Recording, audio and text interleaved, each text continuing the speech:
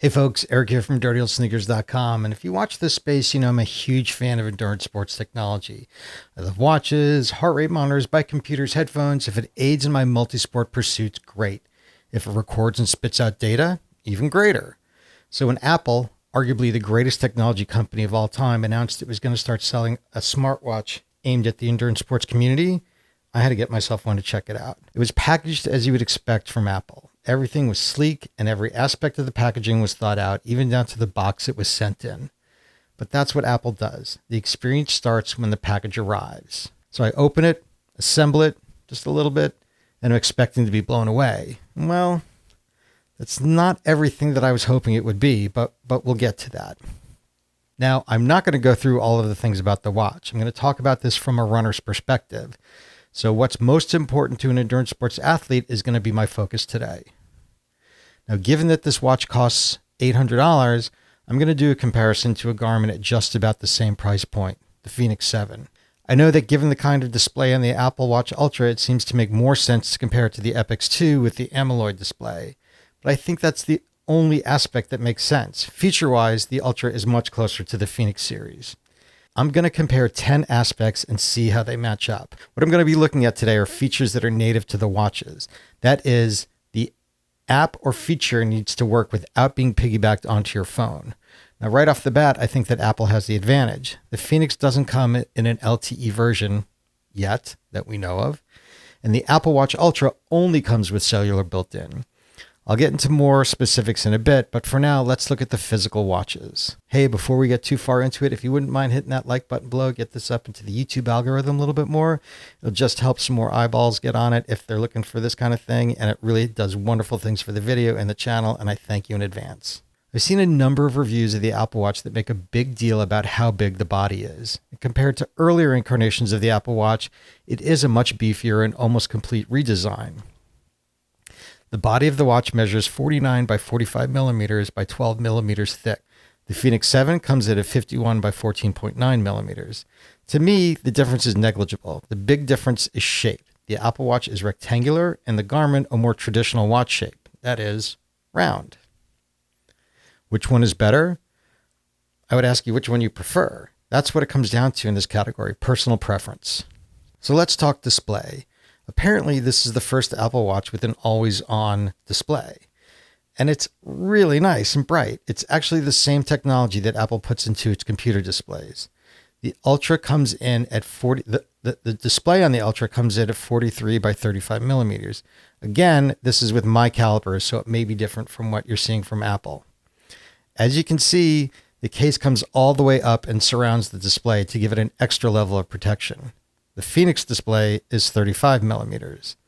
It's always on as well. And as you can see, the titanium case not only surrounds the sapphire power glass, the sapphire is actually a bit recessed to protect it. It's a nice touch, Garmin. Now, the difference between the size of the two displays is not an insignificant amount when you're talking about things this small. 8 millimeters can be the difference between something that feels small versus something that doesn't. However, in this case, it's not. I just feel like it's a non-issue. The quality of the displays is not an easy comparison to make because Apple brands its own version of LCD called Retina, and that has 326 by 326 pixels. Garmin also uses its own version of Sapphire with LCDs under it called Power Glass. Now that comes in at 280 by 280 pixels. Suffice it to say that both displays are crisp and bright and are pretty much comparable. Both can be seen in bright sunlight without glare. Both have the ability to use a variety of different faces, and those faces are customizable. Apple limits you to those that Apple provides. Garmin, on the other hand, has hundreds of free faces on its Connect IQ store. Oh, and one more thing. Apple has this cool nighttime feature that turns the display a bright red to make it easier to see at night, but without a bright light shining from your wrist. For weight, both the Apple Watch and the Fenix 7 come in at 61 grams. I don't know what else I can say about that. So let's talk price. The Ultra comes in at $799 and the Fenix models start at $699 and go all the way up to $999. This model happens to be $999. Now, without getting into all the ins and outs of the differences in the Fenix editions, the difference comes down to size, battery life, and some minor feature differences. The Ultra has a 3-button interface. The digital crown, a spinnable, pushable button, is huge. Apple says they made it this big so you can spin and push it with gloves on. And as you can see, it's protected against random spins with these, I guess the sides are built up. Now, under the crown is what Apple calls the side button. I guess this is the name they gave for the button on all the other Apple Watches and didn't feel like rebranding it for the Ultra. The name seems a little off, but I'm not going to count this against them. Then on the left side, if you're wearing the watch on your left hand, Apple has what they're calling the action button. This single button on the left side is programmable to do whatever you want it to do. Well, I mean, that's not exactly true. You get 6 choices that you can see here, all of them having to do with being active. Now let's look at the Fenix. It has a 5-button interface. Starting on the upper left, you have on and off, and then backlight on and off. In the middle, you have what is the up/menu button, and at the bottom, you have the down button. Looking at the left side, the top button gets you to all the activities, then starts and stops them. On the 7, this is a protected button as well. I guess so you don't stop an activity by accident. I'm still not sure what the purpose of protecting the button is. And lastly, at the bottom on the right, is the back button. Both of these watches have a touch display. However, the Apple Ultra requires you to use the touchscreen to get to and use some of the apps. On the Garmin, you can do everything you want with the buttons, or you can use a combination of touch and buttons. Which is better? Well, what's your preference? Both companies claim, and I've tested this on the Garmin, but not so much on the Apple, that the touchscreen works in adverse conditions while wet, wearing gloves, underwater, etc. Okay, battery life. Currently, the Apple Watch claims 36 hours of battery, and I found that to be just about accurate. I found that I can get away with running 2 days in a row before I need to charge it.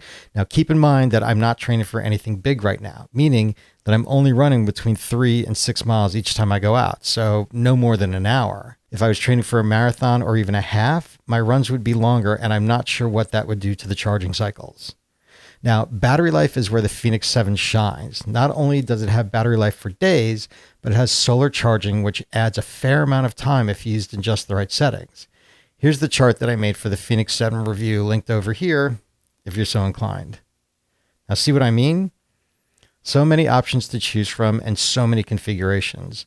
But even at its worst, using all the satellite systems while you're listening to music, you get 16 hours and at best, an insane 139 days.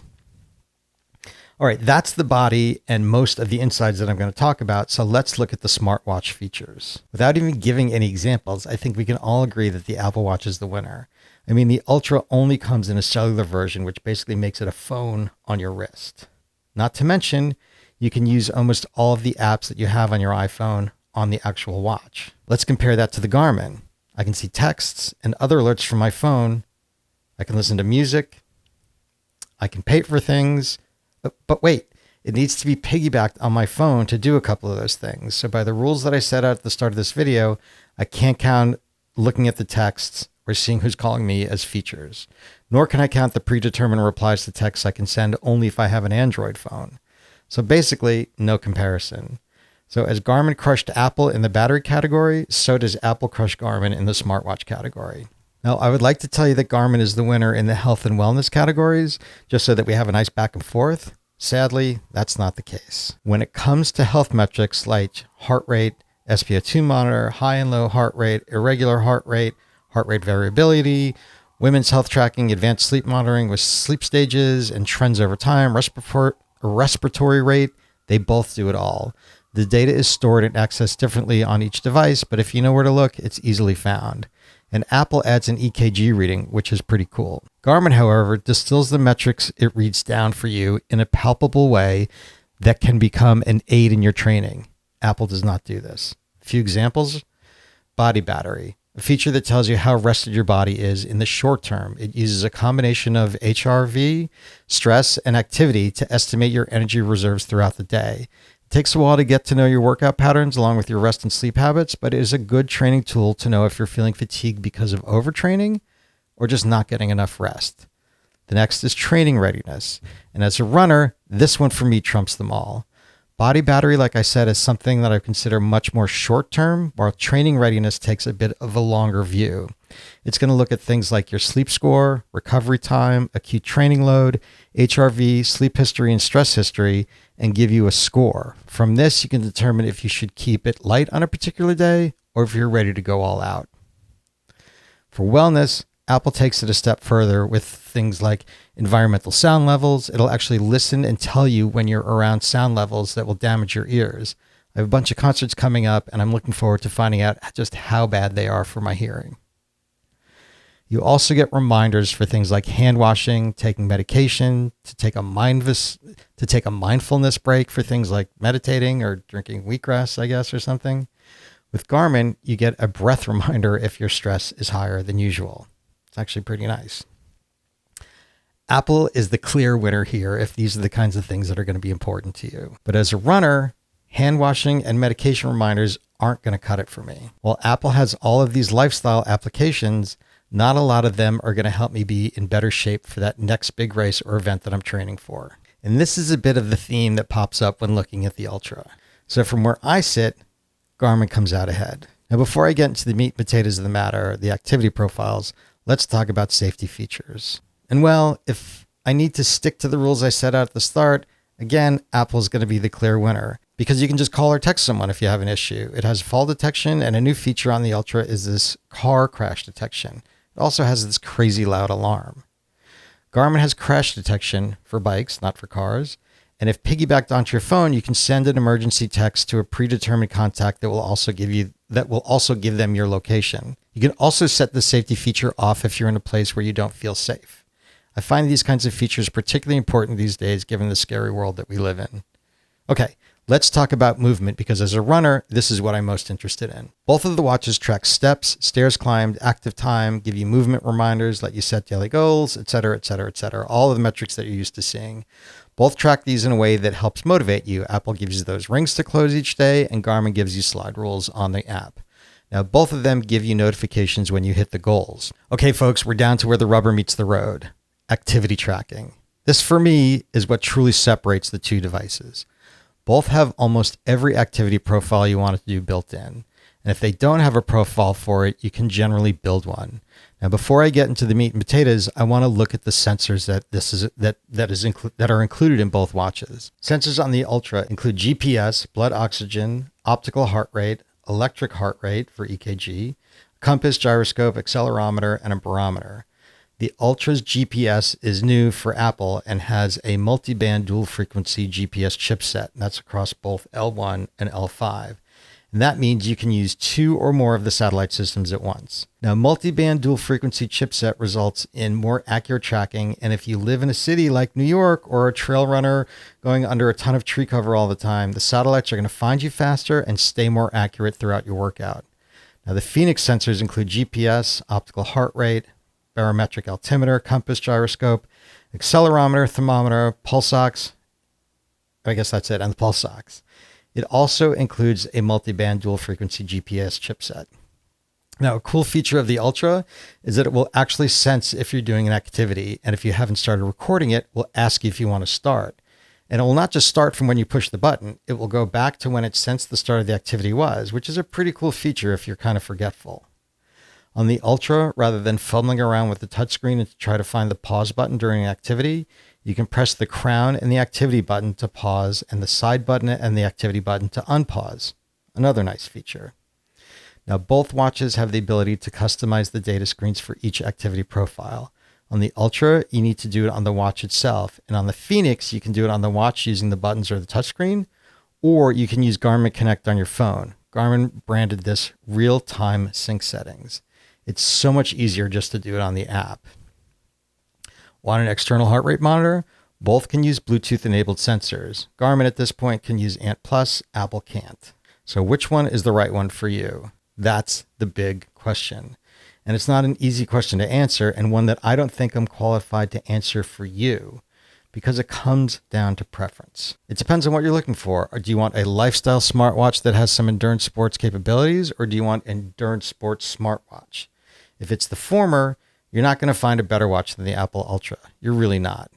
You can make calls, send texts, use the internet, exercise, gameplay, pay for things. Basically, whatever you do on your phone these days, you can do on the Apple Watch Ultra. So if endurance sports aren't the first reason you're looking for a smartwatch, stick with the Ultra. It checks all the boxes and even has a longer battery life than most of the other lifestyle smartwatches out there. Across the board, the Apple Watch wins. As I said at the top of this video, it really is hard to compete with a watch that has cellular built in and is made by arguably the greatest tech company of all time. Can you tell I'm an Apple fanboy? But, and this for me is the biggest but, if you're looking for a watch specifically for endurance sports / outdoor activities, you can't find a better one than the Garmin Fenix 7X Solar Sapphire Edition. Not only does it have the ability to record everything, the metrics it gives you and the training insights are incomparable if you're not just trying to stay in shape, but excel at your races. Apple's health app just doesn't hold a candle to it. Need to cross-train? Garmin not only has activities built in for that, but it shows you how to do them with animations. True, it has limited smartwatch features, as I mentioned above, but for me, they're enough. I don't want to see much more than text and who's calling me, listen to music, and have the ability to pay for purchases. But, another but here, Apple has its sights set on this market, and the Ultra is just the first incarnation. Mark my words, in a few years after the company learns more about who the customer is in this area, and if they find it worth the investment, they will most likely become a giant competitor in the endurance sport smartwatch category. Now, if you like the Ultra or the 7X, I put links to the description of this video for a few buying options. Just know that they are all affiliate links, but they go to just help. They just go to help fund the channel and come at no expense to you. And if you like this video, I'm obligated by the YouTube terms of service to ask you to smash that like button below to get it up into more eyeballs. I'm also obligated to ask you to subscribe if you like gear reviews, race reviews, New York City Marathon tips, or anything endurance sports related. And to hit that bell next to it so you get notified when I put new videos up. Thanks so much for tuning in, and I'll see you next time.